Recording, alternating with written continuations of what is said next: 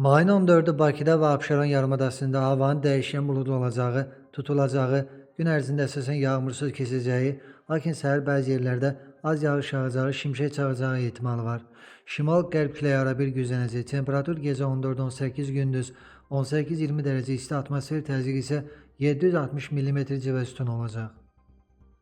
Naxçıvanda səhər və axşam arabir yağış yağacaq. Temperatur 13-16 dərəcə isti olacaq.